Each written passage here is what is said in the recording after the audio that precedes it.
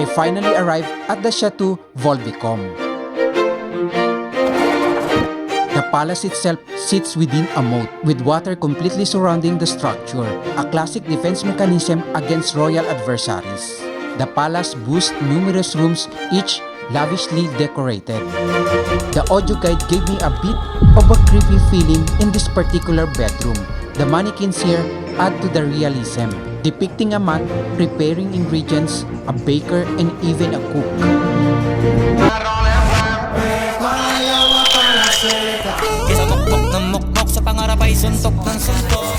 Catch flights, not feelings.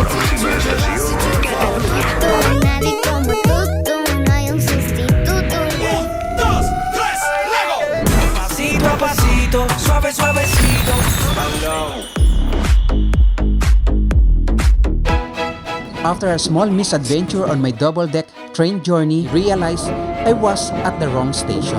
I quickly tried to get back inside, but it was too late. Then the doors suddenly closed. And a bus ride that reminded me of a scene from a Mr. Bean movie on my way to a royal adventure. I finally arrived at the Château de Vaux-le-Vicomte. I'm now heading towards the entrance, located at the right side of the estate.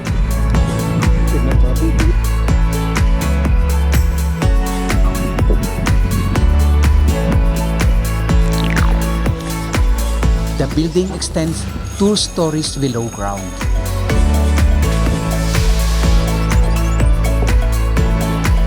Since I purchased my ticket online, I simply presented my QR code at the booth.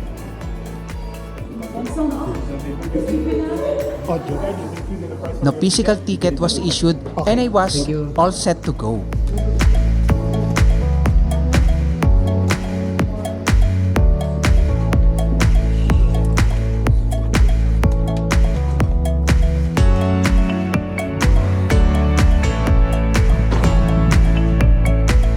Before diving further into exploring the palace, I was drawn to a toilet that caught my attention with its primitive appearance.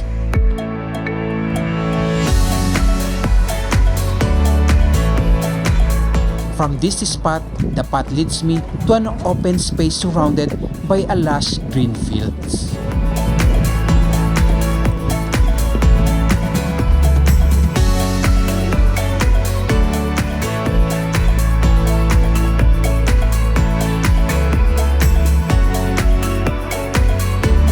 I passed through a small gate to reach the front facade of the palace. The grounds are incredibly vast, covered in lush green grass.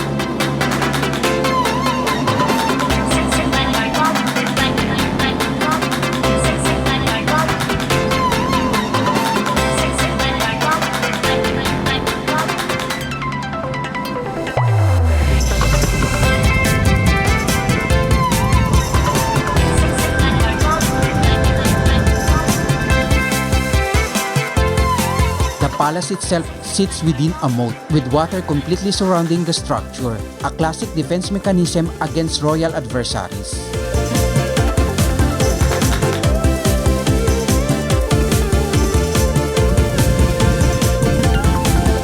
The entrance to the lobby is through a glass door, though the traditional design is still preserved.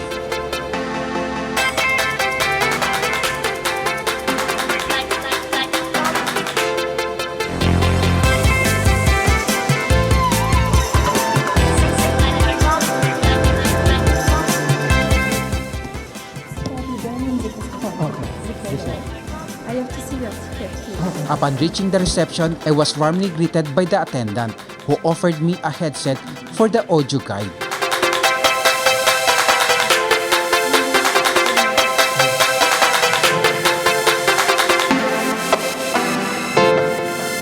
At first, I declined, assuming there might be an app available instead, as I preferred using my own headset.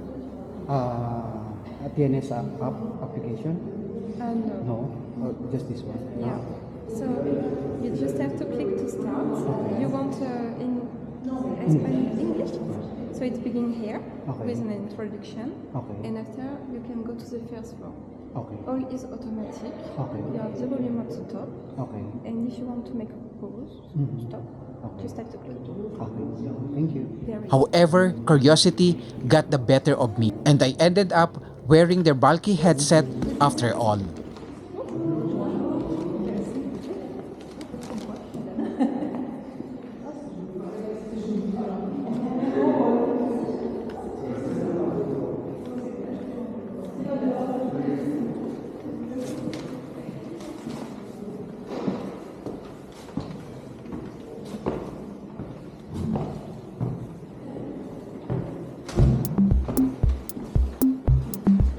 To my surprise, the headset is location sensitive. As you reach different areas, audio automatically plays, narrating the story behind its spot.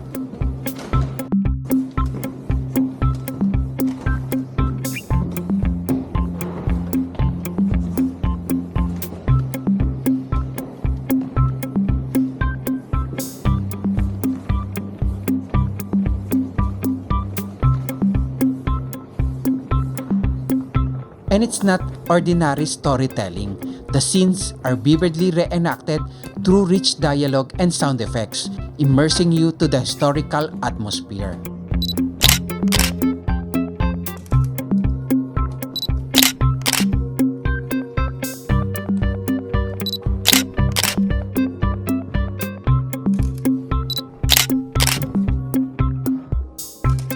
For some context, Vaux-le-Vicomte is a 17th century chateau built for Nicolas Fouquet, the finance ministry of King Louis IV. Its magnificence reportedly angered the king, leading to Fouquet's arrest in 1661.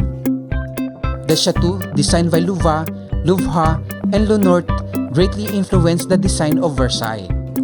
Today, it stands open to the public for exploration.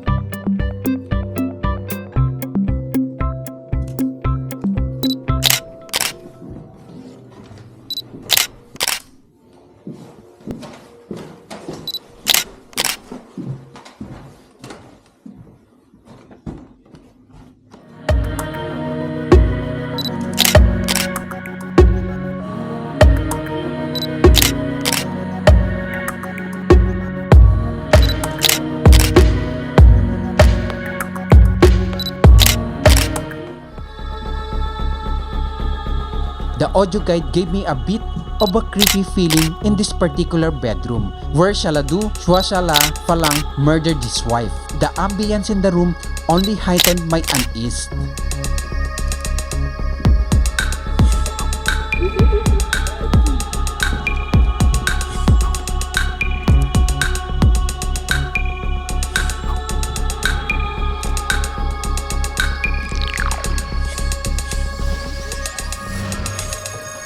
I didn't linger long and quickly left. It felt like someone was watching me.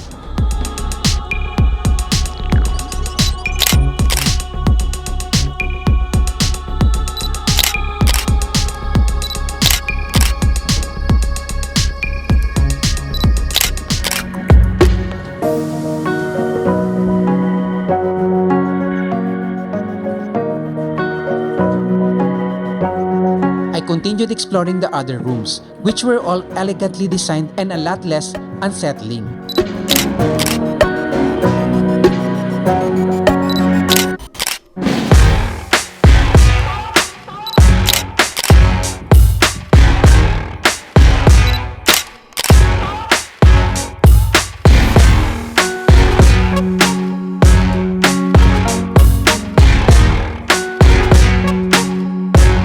Every time I pass by a glass window, I can't resist snapping photos of the landscape outside, excited to explore it more after the palace tour.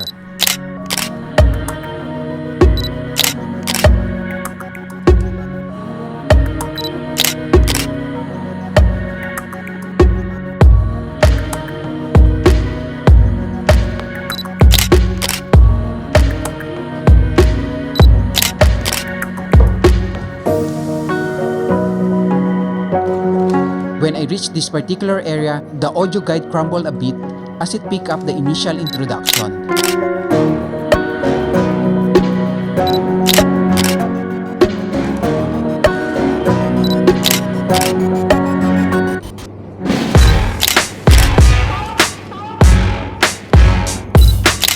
This hallway showcases several key figures of the palace displayed in a photographic exhibit.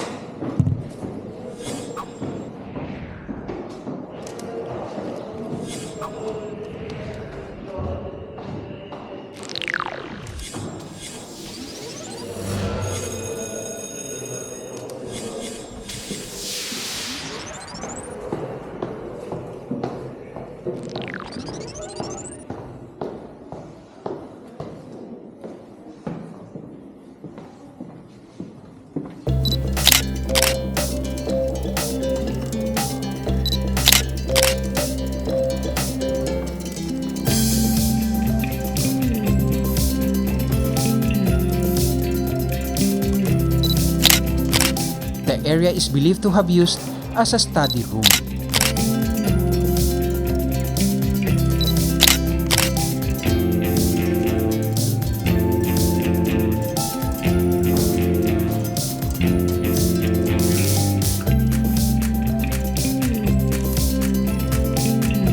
The palace boasts numerous rooms, each lavishly decorated.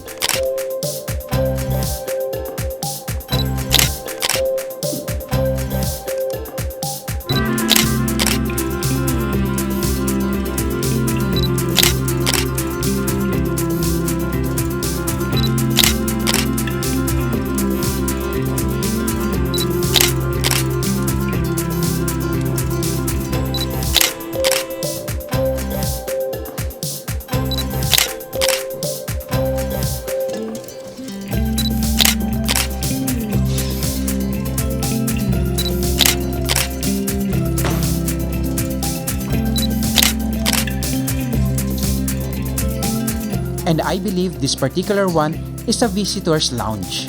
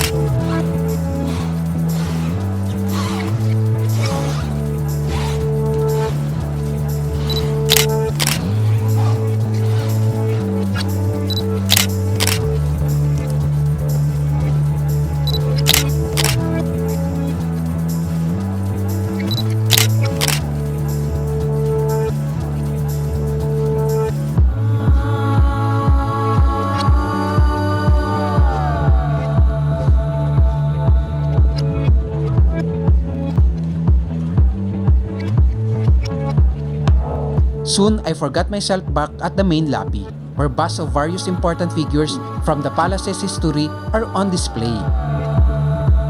A small door led me to yet another receiving area. Each space uniquely designed to match its intended purpose.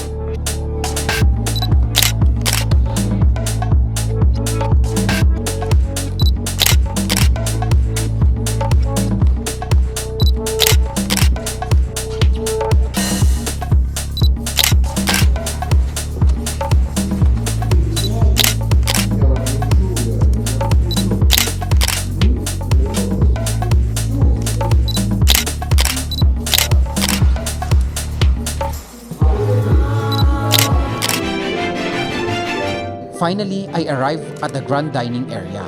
a stunning example of a typical dining setup from the ancient times.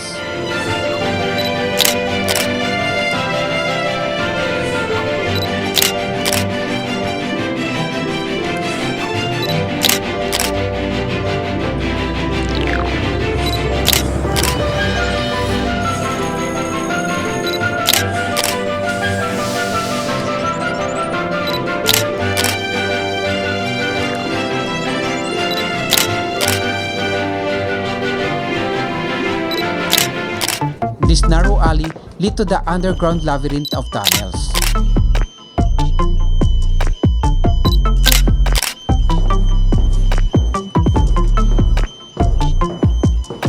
I quickly realized venturing down here alone might have been a mistake. It felt eerily cryptic.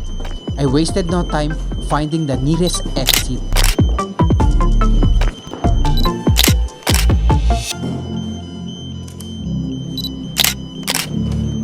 Which brought me to what seems like a dining area, likely used by soldiers or other important members of the castle's household.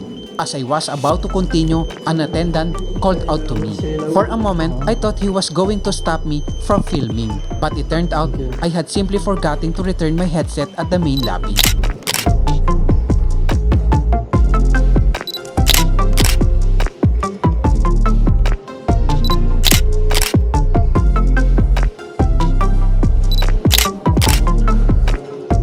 The dining area has a cinematic quality to it, with various types of crops hanging on the walls. I then passed through the vegetable and fruit storage area.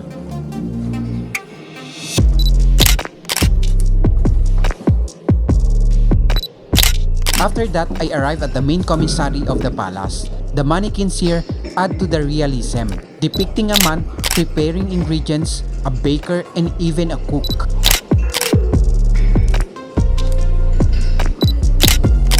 The level of detail is impressive. Even the flames have animation, making it look like they're actually cooking. The commissary also showcases the kitchenwares used in ancient times.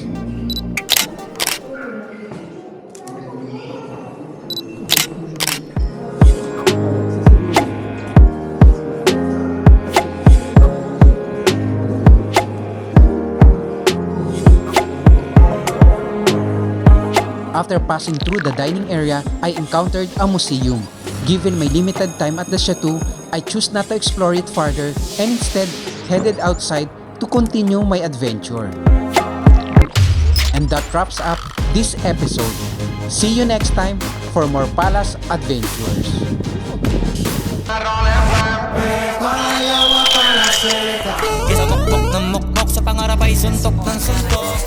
Catch flights, not feelings. Nadie como tú, no hay un sustituto. 1, 2, 3, luego. Pasito a pasito, suave, suavecito.